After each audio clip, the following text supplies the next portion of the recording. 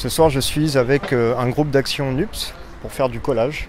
On va essayer de les interroger sur leur parcours, leur motivation et leur perspective politique dans ce contexte électoral des législatives. Est-ce que tu peux un peu me parler de ton parcours déjà ? Alors en tant que militant politique, c'est tout récent en fait, parce que non, j'ai eu il y a longtemps un engagement politique pour le Parti humaniste dans les années 80, et ensuite j'ai arrêté de faire de la politique, et puis ensuite là, au soir des premiers tours des élections, je me suis dit oh merde, putain, fait chier.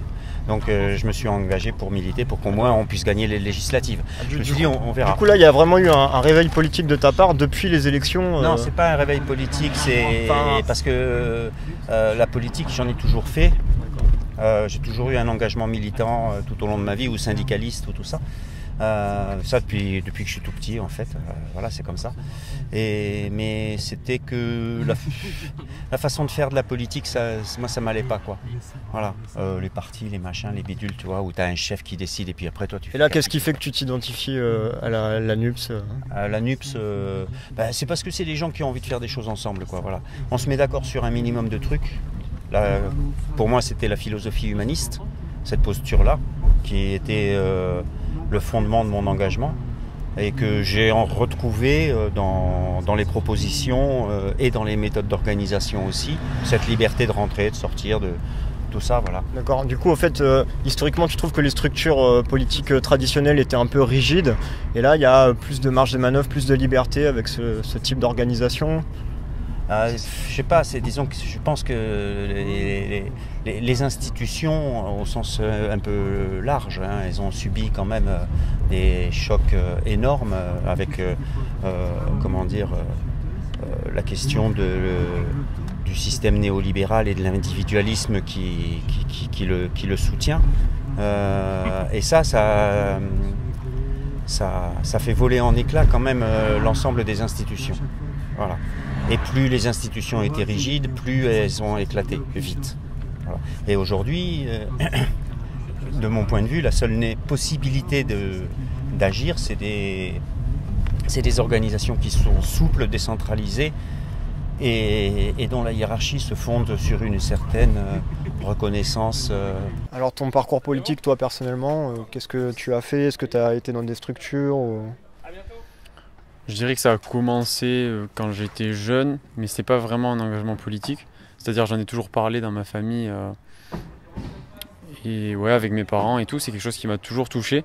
Et après le militantisme, en fait, j'ai commencé avec ces élections législatives.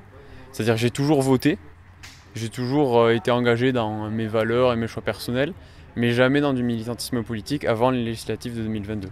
Du coup, le déclic, ça a été quoi là? Particulièrement genre les présidentielles, ça a vraiment suscité quelque chose en toi? Ouais, exactement. Les présidentielles, en fait, quand j'y croyais pas trop à la victoire de la gauche et de Mélenchon, et en fait, quand j'ai vu que c'est passé à un point, là, je me suis dit merde, c'est vraiment dommage. Faut y aller. Et donc là, pour les législatives, je me suis dit faut que je m'engage, il faut que je fasse quelque chose. Et donc là, tu participes à des actions de collage, mais est-ce que ton engagement va plus loin dans la structure France Insoumise ou le Parti communiste ou... Pour le moment, pas vraiment, puisque je suis un peu nouveau dans le concept de parti. Donc, j'ai commencé par des actions assez militantes sur le terrain, mais peut-être que dans le futur, je m'engagerai plus, quitte à organiser des actions, ouais, à avoir plus de responsabilités dans ces structures. Et donc là, tes espérances sur les législatives J'ai bon espoir.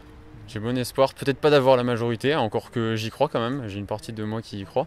Et sinon de voler déjà la majorité absolue à Macron, et sinon de faire le premier contre-pouvoir de l'Assemblée en fait. Est-ce que tu peux me situer un peu ton parcours politique déjà? Politiquement, je sais pas, je pense qu'à la base j'ai commencé, après moi je suis encore assez jeune, mais j'ai commencé vraiment gauche centriste, un peu nul quoi.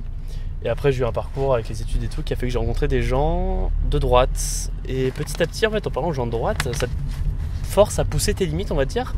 Et te dire, mais en fait, je voudrais bien aller plus loin dans moi ce que je pense. Et petit à petit, je me suis rendu compte qu'en fait j'étais bien plus à gauche que ce que je ne pensais, et que j'étais vachement plus prêt à accepter certaines choses. Et après, ça a cogité petit à petit, des lectures, des choses, enfin voilà, tout un parcours normal, quoi. Et tu as été dans des structures du coup après Sciences Po, après cette politisation à gauche Pas beaucoup en fait, hein. Moi vraiment, j'ai toujours eu une certaine appréhension vers les partis, essentiellement. J'ai fait de l'associatif en fait beaucoup, mais vraiment sur de l'action de terrain, quoi, beaucoup sur le féminisme, et en ce moment je fais beaucoup d'accompagnement aux devoirs pour des jeunes en difficulté, des choses comme ça, voilà, bénévolement, en dehors, mais c'est très récent que je pense de manière structurelle, on va dire, et là cet engagement il est venu aujourd'hui parce que moi je me suis engagé pour les législatives, là, ça fait un petit mois, un peu plus, là, que je suis un peu dedans, que je suis rentré là-dedans, quoi, et que j'ai envie de m'engager parce qu'aujourd'hui j'y crois. Et tu as enchaîné sur la question suivante. Pardon, ouais. Non, il n'y a pas de problème.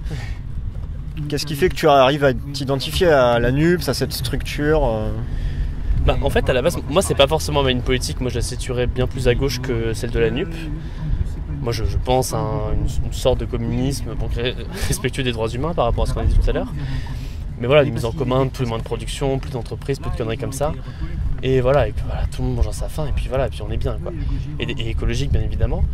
Et je pense une structure comme ça. Et en fait, aujourd'hui, moi j'étais un peu face au truc de me dire, j'ai pas envie de m'engager dans un micro-parti révolutionnaire qui a ses petites idées dans son coin, mais qui tourne en rond, quoi. Je préfère me dire, bah écoute, voilà, la NUP, c'est pas forcément 100% ce que je pense, mais je préfère y aller maintenant, permettre que, bah déjà, les gens arrêtent de crever la dalle, arrêtent d'être à la rue, je pense très pratique en fait, hein, et qu'on puisse commencer une planification écologique qui marche, et me dire, bah peut-être plus tard on fera mieux, peut-être plus tard on ira vers quelque chose qui me plaît plus, mais que pour moi c'est une étape obligatoire. Donc la NUP c'est une pastèque, c'est le mythe. Toi, ton parcours politique, c'est quoi en quelques mots? Bah, parcours politique, j'ai toujours été, on va dire, pour la démocratie, les débats publics, on va dire, tout ce qui est les mouvements. Quand j'ai commencé à militer, un peu comme tous les jeunes, je veux dire, j'étais plutôt pour la classe, on va dire, ouvrière, la classe plutôt communiste, quoi. Avant cet engagement avec la NUPS, tu as été dans des structures ou... Oui, j'ai commencé, comme je disais, quand j'ai commencé vraiment à m'introduire dans la politique, j'étais pas mal avec la LCR. Après, j'ai commencé un peu avec le parti de gauche, quoi. Je militais pas vraiment, j'observais un peu. Et puis après, dès qu'il y a eu le front de gauche, je me suis vraiment intéressé, et dès qu'il y a eu la France Insoumise qui en 2016, fin 2016 à la rentrée, directement je me suis mis à militer directement avec la France Insoumise. Et donc là, avec les élections législatives, la NUPS, le rassemblement de toute la gauche, ouais. tes espérances politiques là actuellement, c'est quoi? Bah, c'est qu'on a un espoir de passer carrément à la majorité à l'Assemblée nationale, quoi. Donner on va dire quoi, une petite volée à la droite, comme on a toujours voulu essayer de leur mettre, comme dans les années où il y avait la majorité de la gauche à l'Assemblée, quoi. Et si ça capote, comment on fait pour continuer à lutter? Vous voulez dire ça capote si ça manque de voix, ou si... S'il n'y a pas de majorité, si Mélenchon n'est pas Premier ministre? Bah, on va essayer de faire le tout, que même en face, même si nous on n'a pas la majorité, que eux aussi n'aient pas la majorité, parce que c'est plus ça qui risque d'arriver.